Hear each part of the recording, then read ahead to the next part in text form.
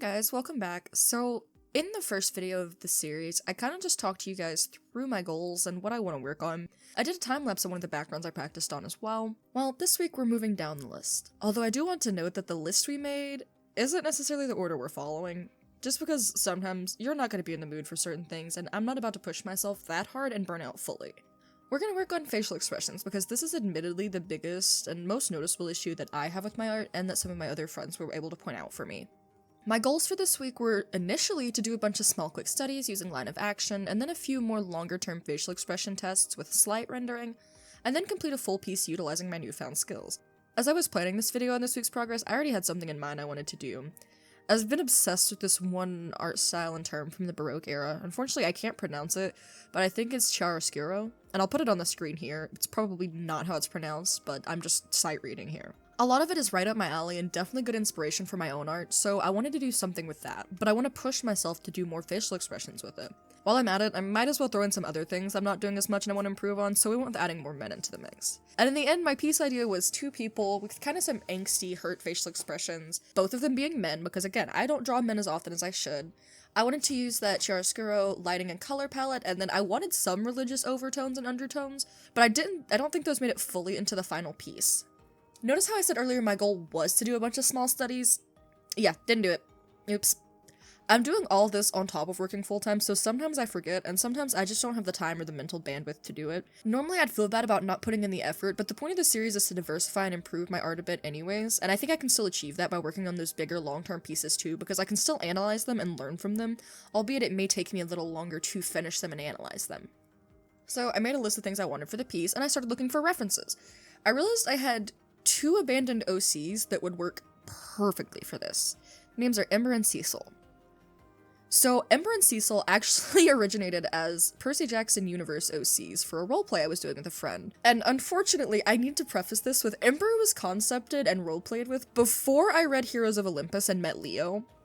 So there's a few similarities there that we're going to ignore for the time being, but short of his firepower, they're pretty different characters and have entirely different stories. Cecil is the son of Morpheus, and Ember is the son of Hephaestus. Now, I said they started as Percy Jackson kind of universe OCs, but they've been used in another story since then that no longer fits that universe as much. Plus, I've grown as a person, and actually into an adult, so they don't fit there. I still love Percy Jackson, but the universe isn't quite right for me anymore, or these guys' story, and they've grown out of it the same way that story helped me grow up.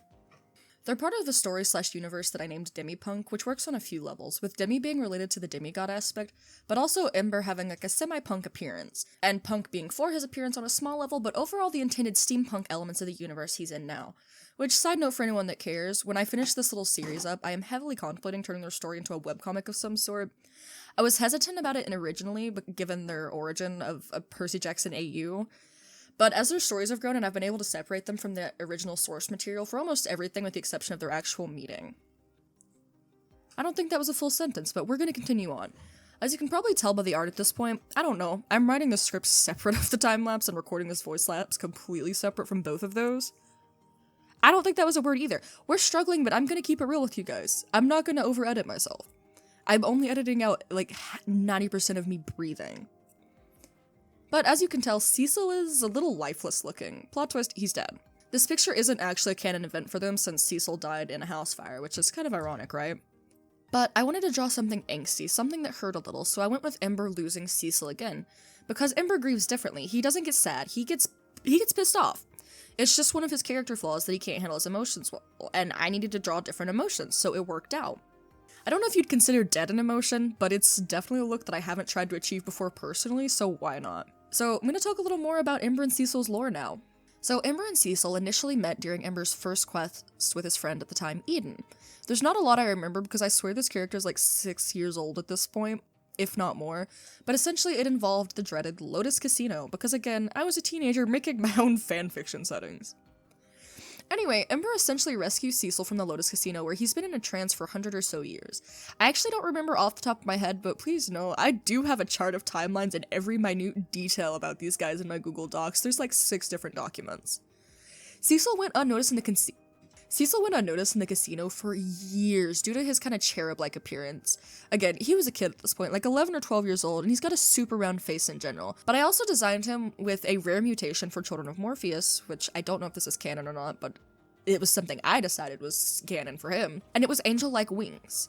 He's like the angel of your dreams type of vibe. That combined with the albinism in his hair that he has, causing him to have some thick white lashes, he looked out of this world. So Ember noticed him immediately and knew that it wasn't a cherub or a harpy or anything like that. Now I will say, Ember didn't know that Cecil was a demigod at first. Homie saw a child with wings and was like, oh, we should get him to camp. I don't know what that is. There's not a ton more lore after that. I kind of lost the chats because this roleplay is old. I was a high schooler. Me and my friend are both grown adults with degrees now, so we can't find it. But the only real lore after that is Ember canonically destroying the casino on accident. It went up in flames. After they got Cecil back to camp, he gets claimed, and they go on more quests and adventures. Again, I don't have a lot of information on this. I don't remember half of it. It's a miracle I remembered Eden's name. But most of their story doesn't actually pick up until adulthood anyways. I have a few pieces of art of them that I'll show here, and I'll actually pause the time-lapse for us so you can see them better. It started off as a random doodle of the two of them in my sketchbook that I turned into like an orange and blue one digitally. This is the literal first art we ever made of them. I don't think I even gave them a proper image or anything. No doll design, no pic crew, no sims, nothing. Just a dream and vibes. From there, I drew them a few more times, and even had some art commissioned to the two of them randomly throughout the years. Well, commissioned or done as part of a trade. Liv, I love you. Thank you for drawing my little guys on more than one occasion for no reason. And then this last piece that you saw of them at Pride is kind of where things start off for their actual story. Now, I have to admit, that piece was used in part with a roleplay response in the second story for them that we did that kind of separated them from their initial universe. I won't even lie, all of my OCs at one point have been part of a roleplay at some point or another, so don't be surprised when this comes up again later. The secondary roleplay they were part of was not Percy Jackson themed at all, but we'll get more into that in a sec.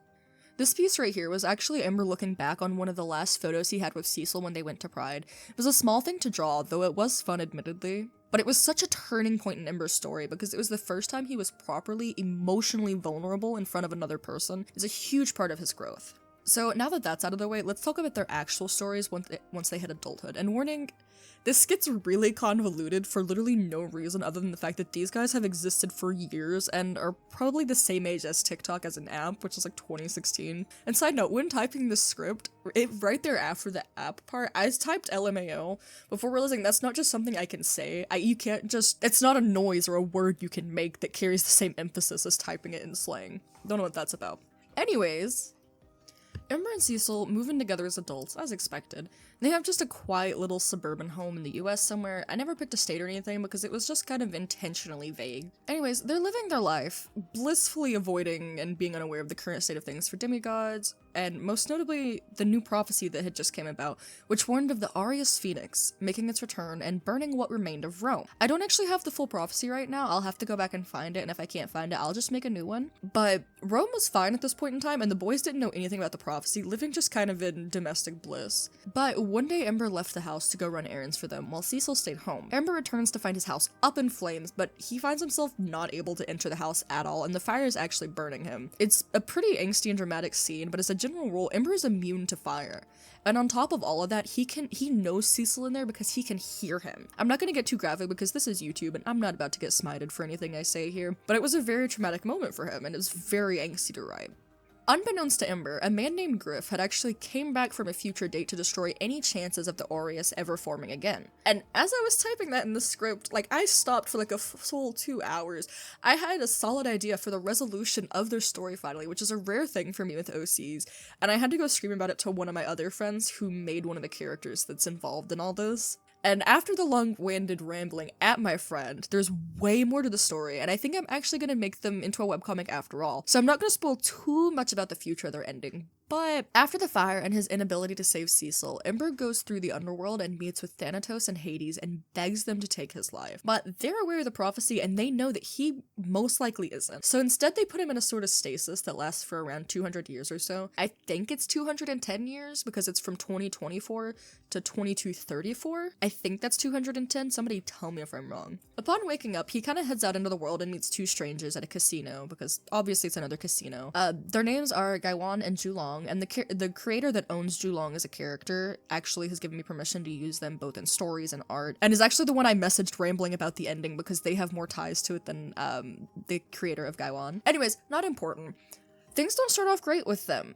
But they do have a common goal of needing to go back to fix something in the past, so that's kind of why they end up staying together as a group and all working together, because they have different experiences. And again, they are all demigods, but Gaiwan is a child of Thoth, and Julong technically isn't a demigod, but he's like a little dragon guy. I'd have to get some more specifics on that because we have the charts somewhere. But from there, Ember turns into a little steampunk guy and starts working on machinery mixed with some Greek magic to try and make a time machine. And then from there, a ton of hijinks ensue and the rest of their story just goes on. I want to talk so much more about it, but I think it's going to be more worth it if I wait it out. Anyway, enough about their lore, let's get into how I think the final piece turned out.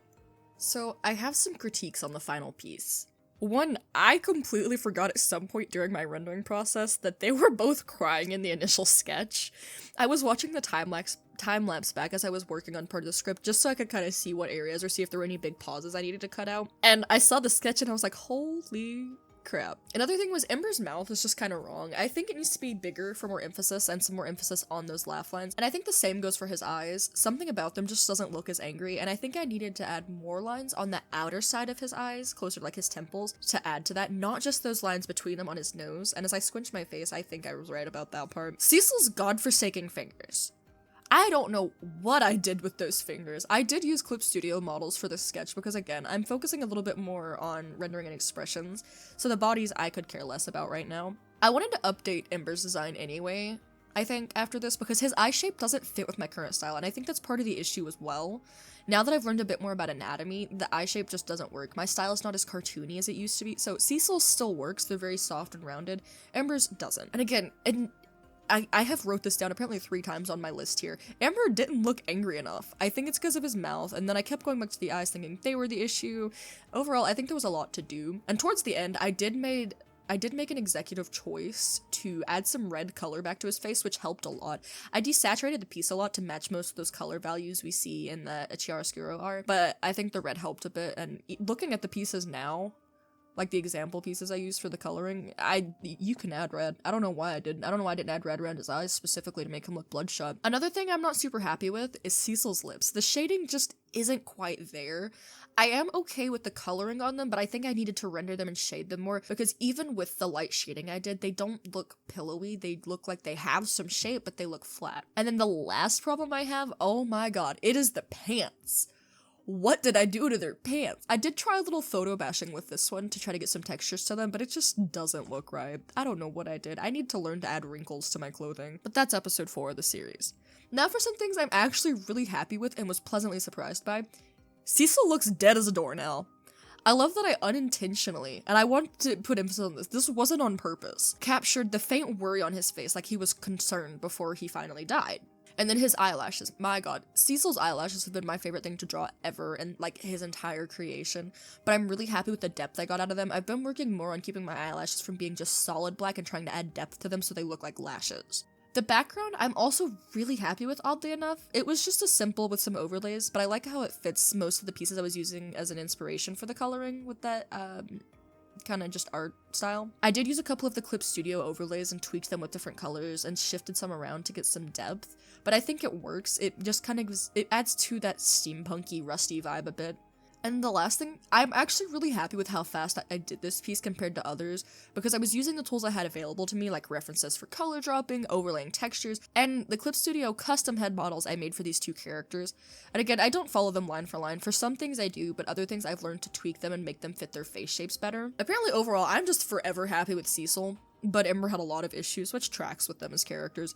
But most of the issues I think are easy fixes, and I think I'll be able to definitely learn from this piece. I really do think it's important for us as artists and creative types, whether you do art or you do fiber arts like crochet, knitting, cross stitch, or you're a musician, or whatever you do, I think it's important for us to be able to look back on a piece that we've done, whether it's completed or a work in progress, and be able to analyze what parts we're happy with and what parts we aren't. That alone does wonders, but I think it's more important to know why we do and don't like those pieces so we can learn from them. I think that's it, so I hope to see you guys next time for episode 3.